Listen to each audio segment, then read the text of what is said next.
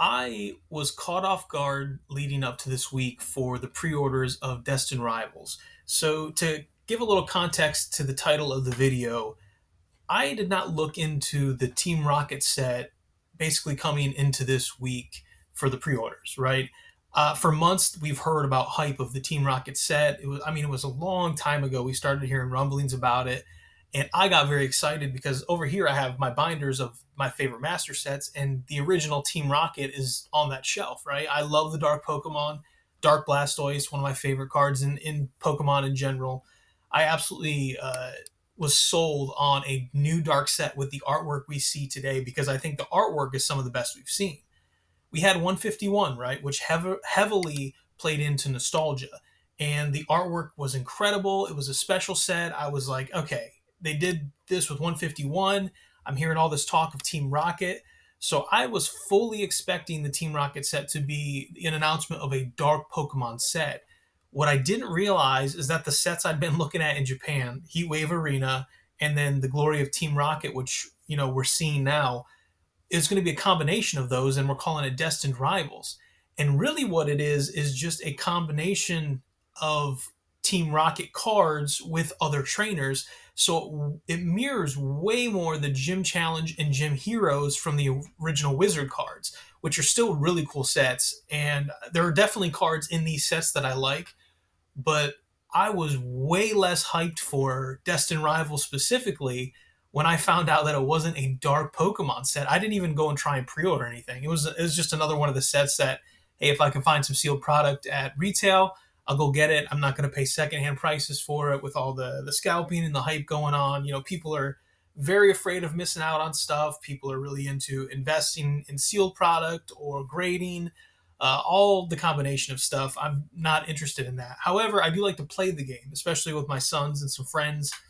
Not competitively, a very casually competitive style of Pokemon.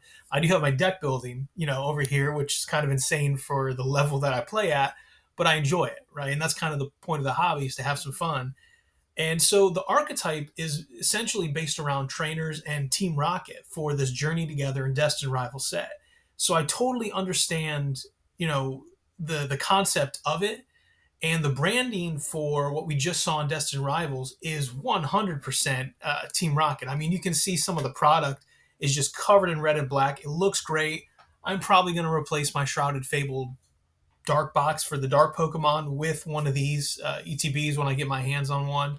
It looks great. There's all kinds of product. We got the Team Rocket labeled die, which is going to be awesome as well. If I decide to play a Team Rocket deck at any point, I'm 100% grabbing that.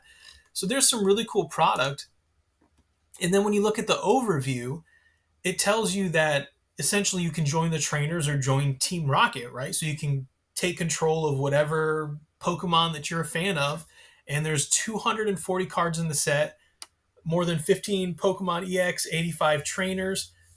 Pokemon, which is essentially like Ends Reshiram, like the Journey Together and Destined Rivals trainer based Pokemon we've been seeing. And 45 of those are Team Rocket's Pokemon.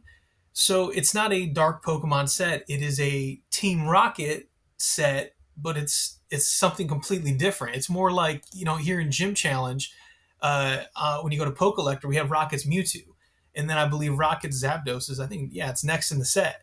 So we're getting trainer Pokemon and they're leaning into Team Rocket, but it's absolutely not a dark Pokemon set. And there was all kinds of rumblings and stuff like that on content creators and the people that I was talking to who are in the hobby. I just assumed, I didn't even look into it that hard. I just assumed that's why it was getting so hyped up. And so I was kind of getting nervous, like, man, I want this, much like 151. A lot of other people do, with the amount of people trying to make money in Pokemon right now with scalping and everything else. I'm like, dude, I don't know if I'm gonna have to be able to get this set affordably. I might have to wait, years on it before maybe people lose interest or just slowly, build a set buying singles, which you can do this hobby till you die. So it's not like I'm in a hurry.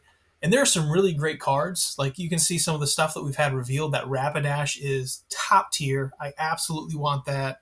And the Typhlosion I absolutely want. The other cards I could kind of do without. I think the Crustal's kind of funny. I kind of dig that. The Lapras, maybe, because I'm a water Pokemon fan. I do not like the Meowth. I do not like the Arven card here, the Wobbuffet, the Rotom, the dog pooping in the field. Not a fan. Misty Swimming, I'm kind of over Misty Swimming. Like we had the Starmie one, now we got the Psyduck one. Yeah, I'm not a trainer collector, not a huge fan. I do like the card. I actually think it looks all right, but I don't know that I'm gonna need it. The gold cards in the set and the full arts, I think they're gonna look good in person. I think that Dondozo actually looks really nice. The trainers aren't super awesome. That Ho Ho, I think I definitely want that on my list. The other three though, I could probably do without. I'm not a big Garchomp guy. So, if I manage to pull that, I might keep it, but it's going to be really tempting to trade it away. And then the other two I have no interest in keeping as far as collection, right? This is only based on collecting. If it's a playable card, it'll go in the deck building. And if I pull special illustrations, it will definitely go in there. And then I'll deal with whether or not I want to sell it once rotation happens for that card. That's what I like to do. But the gold cards, I'm mad. They're okay. I guess I'm not super into them. I don't know. Overall, there's a lot of cool trainers that I've seen revealed and stuff like that. So I think the playability of Destined Rivals is going to be a lot of fun. But I was caught off guard though. I thought it was going to be dark Pokemon. So I'm really curious how many of you knew that, how many were expecting dark Pokemon. I guess there's still more to be revealed, so maybe we could see it. But I've also talked about this in some groups, and they told me that, yeah, we know it's not going to be dark Pokemon. So I think I was out of the loop.